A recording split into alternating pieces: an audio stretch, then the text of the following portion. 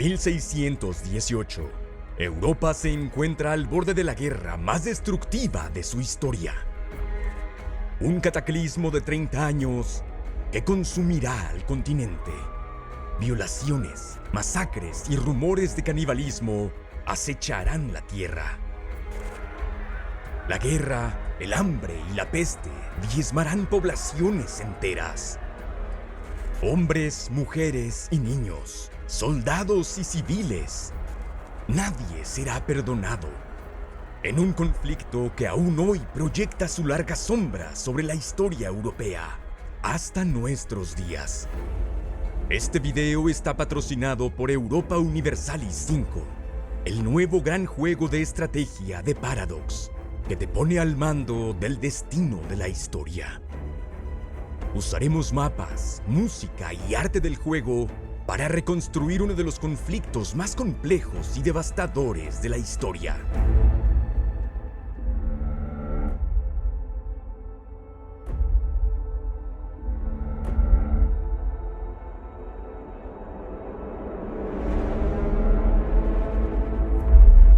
Un siglo después de que la Reforma Protestante dividiera al cristianismo en bandos rivales, Europa está profundamente fracturada.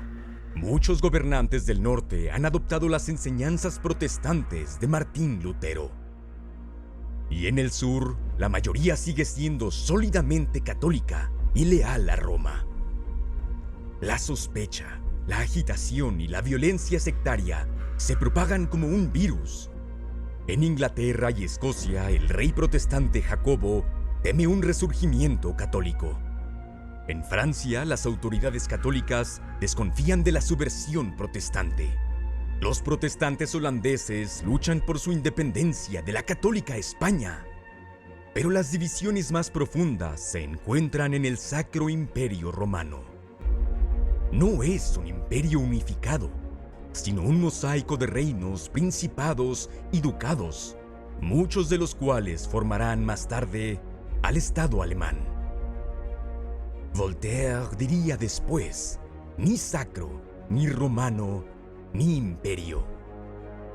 Cada pequeño estado tiene su propio gobierno, pero todos están bajo la autoridad del emperador del Sacro Imperio. El emperador es una figura simbólica elegida por 7 poderosos príncipes y arzobispos. Por siglos, el cargo ha recaído en un miembro de la dinastía de los Habsburgo, la familia más poderosa de Europa, gobernante de vastos dominios que incluyen a España y sus territorios. Son católicos fervientes, pero su imperio está tan dividido por la religión como el resto del continente. Desde el Tratado de 1555, la paz religiosa se ha mantenido bajo el principio de cuius regio, eius religio, la religión del rey, la religión de todos. Es decir, que todos los súbditos deben seguir la fe de su gobernante. Pero imponer la creencia desde arriba es inviable. Misioneros luteranos y calvinistas compiten por conversos. Muchos católicos están dispuestos a luchar para reunificar la cristiandad bajo el Papa. El Sacro Imperio Romano es un barril de pólvora a punto de estallar.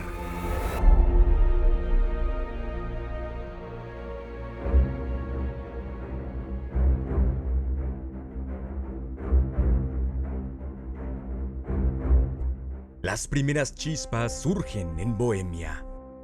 La nobleza local es religiosa y políticamente diversa, y ferozmente independiente. Aquí, los husitas bohemios se separaron de Roma un siglo antes de la Reforma. Pero Bohemia está bajo el gobierno directo del rey Fernando, un Habsburgo y católico de línea dura. Cancela concesiones y ordena demoler iglesias no católicas. Estas provocaciones deliberadas enfurecen a los nobles y reformadores bohemios. En mayo de 1618 acorralan a 2 ministros de Fernando en el castillo de Praga. Los someten a un juicio sumario y los arrojan junto con su secretario desde una ventana. Ambos ministros sobreviven a la caída. Los aliados católicos dicen que fueron salvados por ángeles. y los protestantes que cayeron sobre un montón de estiércol. Pero lo que no se discute es que Bohemia está en abierta rebelión contra el dominio católico imperial. El primer acto de violencia de lo que pronto será el conflicto más mortífero que Europa haya conocido. Fernando cuenta con poderosos aliados. El duque Maximiliano de Baviera, líder de la Liga Católica del Imperio. El duque de Sajonia, luterano, pero cuya lealtad se ha asegurado con promesas de tierras. Y la poderosa España de los Habsburgo, la mayor potencia europea, decidida a impedir que el caos en Alemania amenace su ruta de comercio hacia Países Bajos. Pero esta facción imperial enfrenta de inmediato graves amenazas. Los rebeldes bohemios sitian Viena, mientras una fuerza de Transilvania, apoyada por el enemigo más acérrimo del emperador, el Imperio Otomano, invade Hungría, incendia aldeas, saquea alimentos y arrasan la tierra. Los otomanos se abstienen de enviar a sus propias tropas a la invasión. Pero es un poderoso hubiera de la historia europea. Y es exactamente el tipo de historia alternativa que puedes explorar en Europa Universalis 5. ¿Podrías aprovechar las divisiones de la cristiandad para expandir un imperio otomano aún mayor en Europa? Dispones de medios diplomáticos y militares, e incluso manipulaciones dinásticas. En agosto de 1619, envalentonados por el éxito en el campo de batalla, los bohemios derrocan a Fernando, eligen a uno de los suyos y lo coronan como rey Federico. Pero en un giro del destino, el emperador del Sacro Imperio muere, y ese mismo mes Fernando es elegido como el nuevo emperador. La revuelta local de Bohemia se convierte ahora en un acto de traición contra la autoridad imperial. La marea comienza a cambiar. Fernando obtiene la ayuda de la católica Polonia, que envía caballería para hostigar a los transilvanos. Estos son empujados de regreso a Hungría. En noviembre de 1620, una fuerza combinada del Imperio y la Liga Católica se enfrenta al indisciplinado ejército rebelde en la Montaña Blanca, a las afueras de Praga. El combate es breve pero sangriento. En poco más de una hora, 1000 soldados protestantes son masacrados. El naciente movimiento independentista bohemio parece haber sido aplastado. Pero el conflicto general está lejos de terminar, y pronto las llamas de la guerra religiosa se extenderán por todo el continente.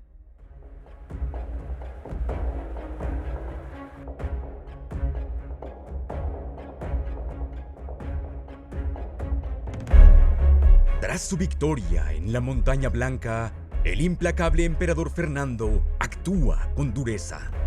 Los cabecillas rebeldes son arrestados y ejecutados. Sus cabezas cortadas se exhiben en público. En 1621, las fuerzas vengadoras del emperador descienden sobre el Palatinado, tierra natal del rey usurpador de Bohemia. Ese mismo año expira la tregua entre España y Países Bajos, y el conflicto abierto se reaviva. Pronto se entrelazará con la Gran Guerra Europea entre católicos y protestantes. Con ayuda de España, las fuerzas de Fernando pasan 3 años aplastando toda resistencia. Para finales de 1623, la mayor parte del oeste de Alemania está bajo ocupación de la Liga Católica. Los señores del norte de Alemania, mayoritariamente protestantes, se alarman ante los ejércitos católicos tan cerca de sus fronteras. En 1625, Cristián, rey de Dinamarca y duque de Holstein, declara la guerra a Fernando y marcha hacia el sur, en un ataque preventivo para asegurar su dominio sobre Alemania. Las fuerzas de la Liga Católica avanzan hacia el norte para enfrentarse a los daneses y aliados. Están dirigidas por 2 brillantes comandantes, Johann Tserclaes, conde de Tilly desde Países Bajos, y Albrecht von Wallenstein, líder del ejército imperial de Fernando en Bohemia. Wallenstein es un bohemio protestante, pero también un comandante mercenario notoriamente ambicioso. Ambos son héroes de la victoria en la Montaña Blanca. Durante 3 años, las fuerzas católicas expulsan a los daneses de Alemania, mientras Wallenstein ocupa la costa del Báltico. El rey danés no tiene esperanza alguna de victoria. En 1629 se rinde ante los católicos. Ese mismo año, el emperador Fernando refuerza la supremacía católica, publicando el Edicto de Restitución, un documento que revierte la expansión del protestantismo desde 1555. Es una medida incendiaria, totalmente inaceptable para los protestantes. Incluso los católicos leales se sienten consternados. Los poderosos príncipes que eligen y apoyan al emperador son conocidos como los electores imperiales. En 1630 se reúnen en Ratisbona. Destituyen a Wallenstein y reducen el tamaño del ejército, con la esperanza de reducir el conflicto y contener los impulsos destructivos de Fernando. Pero sus medidas van demasiado lejos, dejando el norte de Alemania prácticamente indefenso. Peor momento no podría ser. Una violenta tormenta se está gestando en el norte y pronto descenderá para allanar un destructivo camino sobre su preciado imperio.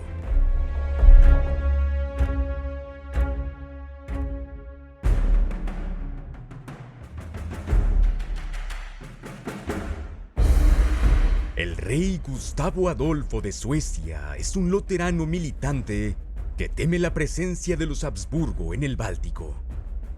Zarpa en julio hacia el sur, hacia Pomerania. Rápidamente atrae a varios estados alemanes a su causa, en su mayoría bajo amenaza, y su ejército crece hasta casi 40,000 hombres. Pero una ciudad se une a él voluntariamente, la ciudad protestante de Magdeburgo. La respuesta de las fuerzas católicas e imperiales, ahora bajo el mando del conde de Tilly, es terrible. En mayo de 1631, Tilly asalta Magdeburgo. En palabras de su alcalde, la ciudad fue entregada al asesinato, al incendio, al saqueo, a la tortura y las palizas.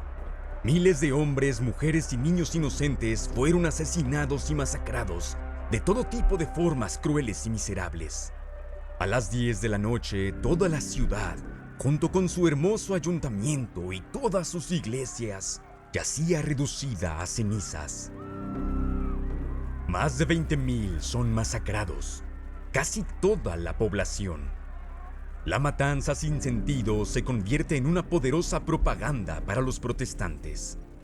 Circulan panfletos y cartas que relatan los horrores, alimentando un ciclo de venganza y represalias. Muchos católicos conocerán una venganza llamada la Misericordia de Magdeburgo. Los más desafortunados son obligados a probar la infame Schwedentrunk, bebida sueca.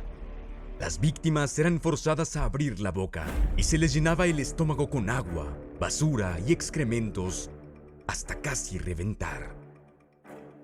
La intervención sueca desata el caleidoscopio de horrores de la Guerra de los 30 años.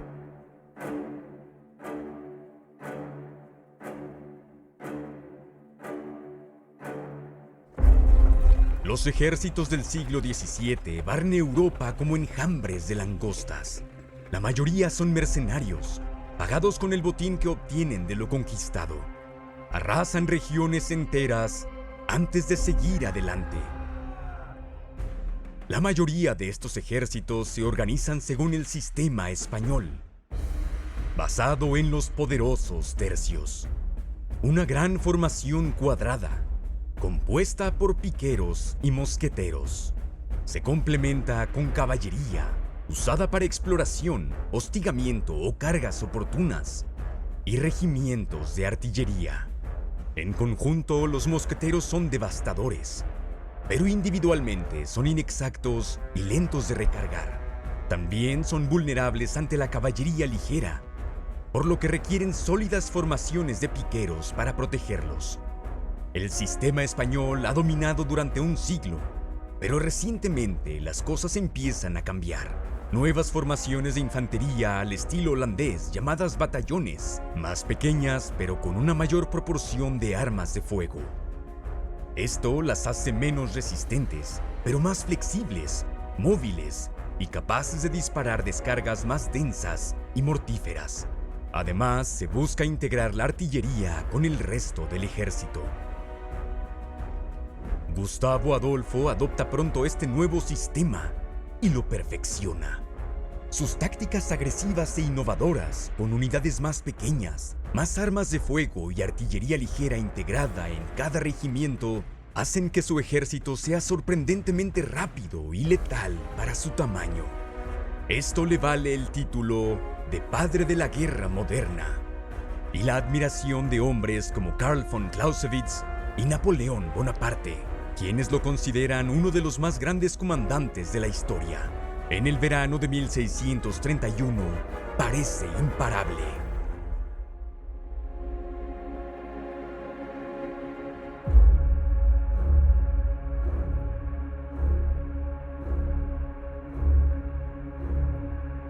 En septiembre de 1631, el ejército sueco de Gustavo Adolfo, reforzado por tropas de Sajonia, se enfrenta al conde de Tilly cerca de una aldea llamada Breitenfeld.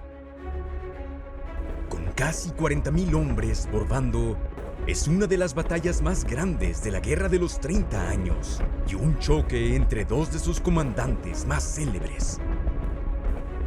La caballería de Tilly carga contra el flanco derecho sueco. Es recibida con fuego devastador y rechazada 8 veces. En el otro extremo de la línea, la caballería católica pone en fuga a los sajones del flanco izquierdo de Gustavo. Pero cuando las fuerzas católicas avanzan, se abre un hueco entre las filas, uno que Gustavo aprovecha con un contraataque demoledor. Tilly queda sorprendido. Sus filas se disuelven y huyen, dejando al menos 7.000 muertos en el campo de batalla y casi tantos prisioneros. Los suecos y sajones caídos suman poco más de 2.000. Breitenfeld es una victoria aplastante para Gustavo y la primera gran derrota de Tilly, un punto de inflexión que abre a los suecos el camino hacia el sur.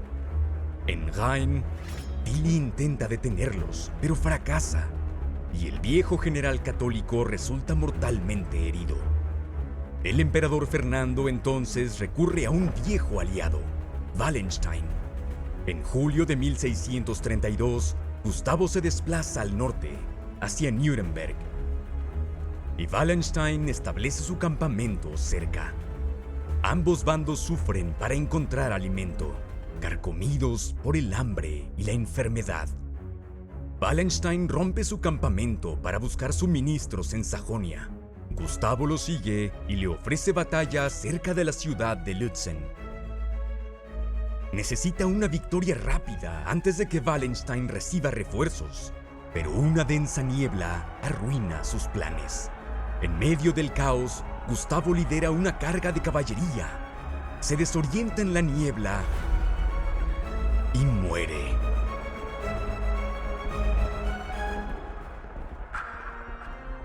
Sobre el papel, Lützen es otra victoria sueca. Pero la muerte del rey es un golpe devastador.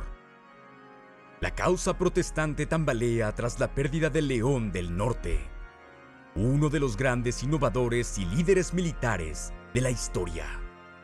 Si Gustavo Adolfo hubiera sobrevivido a Lützen, la historia quizás habría sido muy diferente. Y es que estos accidentes se consideran a veces tan determinantes como las grandes fuerzas estructurales de la historia, como la cultura o demografía. Europa Universalis 5 es un juego que te permite accionar diferentes elementos para influir en el destino de tu nación. Pero lo inesperado aún puede desviarte del curso, justo como le ocurrió al Reino de Suecia. En este sofisticado sandbox de historia alternativa, la verdadera prueba será resistir las tormentas y avanzar hacia el imperio y la gloria duradera.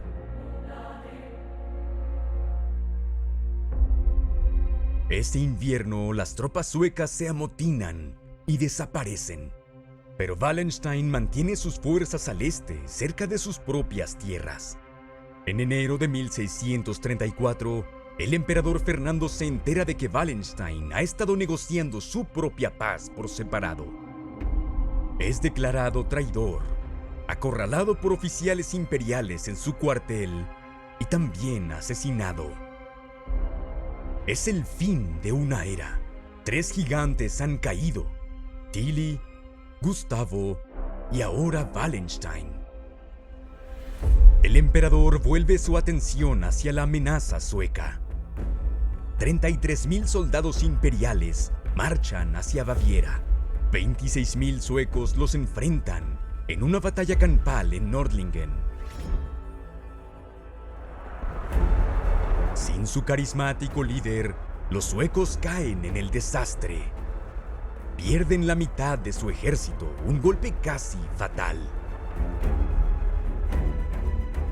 Pero esto atrae a un nuevo jugador al conflicto: Francia.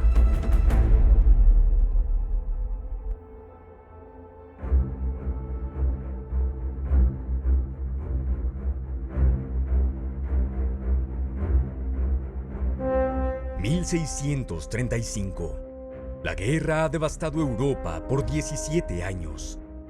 Cientos de aldeas alemanas yacen en ruinas. La escasez de alimentos es crónica. Circulan informes de canibalismo.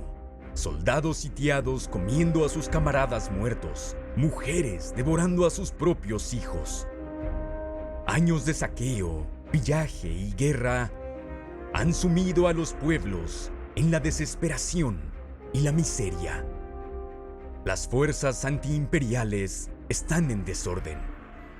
El emperador Fernando ofrece una salida. Jura detener su ofensiva contra el protestantismo. Proclama una amnistía general. Prohíbe alianzas con potencias extranjeras. Los príncipes protestantes acuden en masa a aceptar los términos, pero la guerra aún no termina. Un nuevo poder se encargará de mantenerla viva. Aunque católica, Francia está rodeada por dominios de los Habsburgo, una amenaza estratégica grave. El cardenal Richelieu, el despiadado ministro jefe de Francia, ha financiado fuerzas anti-Habsburgo por años.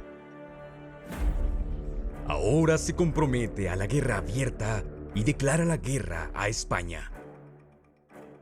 Pero Richelieu enfrenta una crisis inmediata. El Valle del Rin está asegurado por aliados alemanes de Francia, pero las fuerzas españolas entran en Francia desde el norte y el este, y llegan a 100 kilómetros de París antes de ser rechazadas. Mientras tanto, el ejército sueco está en un estado deplorable, sin paga, mal abastecido y al borde del motín. Pero el dinero francés y nuevos refuerzos les permiten continuar. Entonces, otro rayo cae. En febrero de 1637, Fernando II, el hombre cuya obstinación arrojó a Europa a la guerra, muere a los 58 años.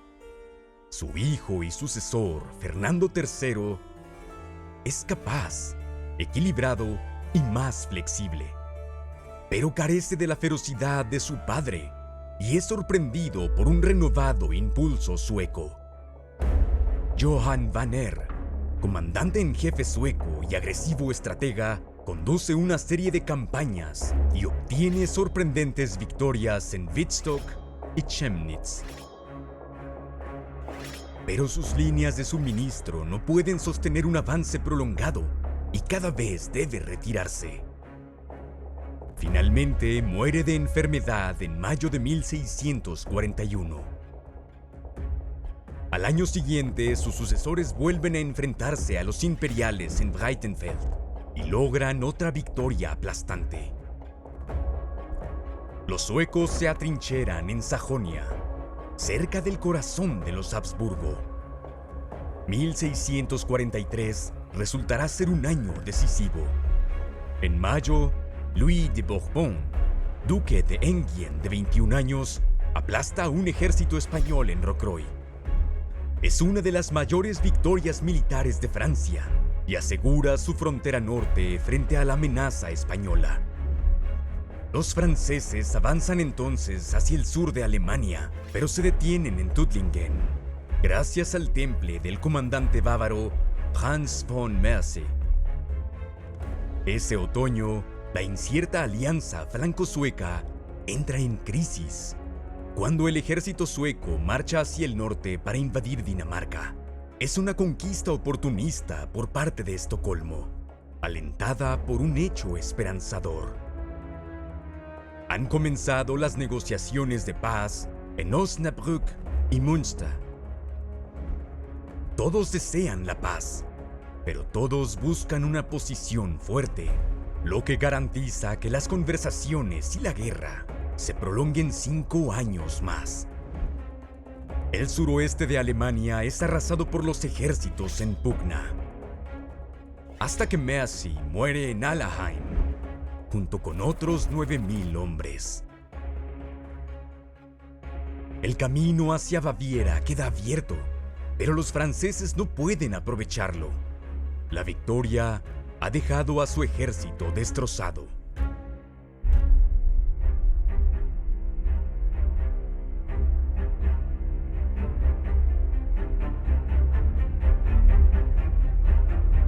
(1645) Los suecos han regresado a Sajonia.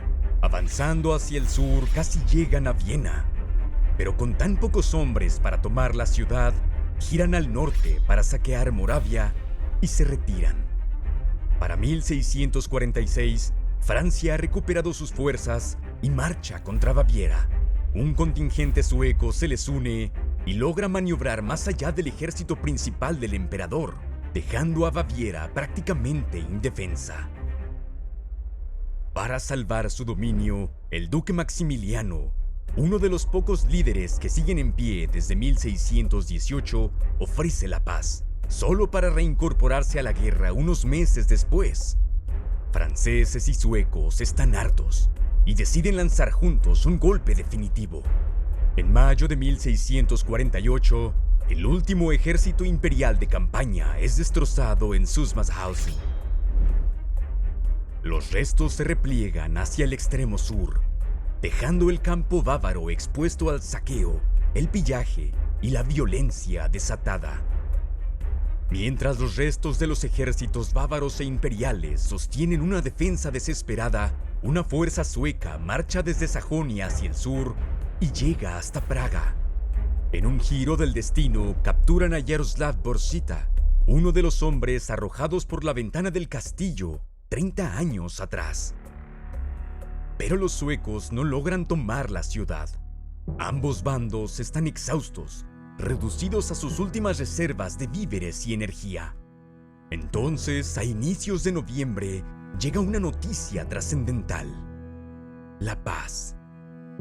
Tras 5 años de discusiones en Westfalia, finalmente se han fijado las condiciones. Los términos: la independencia holandesa de España, junto con la de Suiza, uno de los pocos territorios imperiales que logró mantenerse neutral. Mayor tolerancia religiosa en Alemania. No habrá conversiones forzadas de súbditos, excepto en tierras bajo dominio directo de los Habsburgo. Y concesiones territoriales para las grandes potencias anti-Habsburgo. Francia recibe Alsacia. Suecia obtiene la Pomerania Occidental y 3 importantes puertos alemanes. Tras 30 años de guerra, es una paz con la que todos pueden vivir.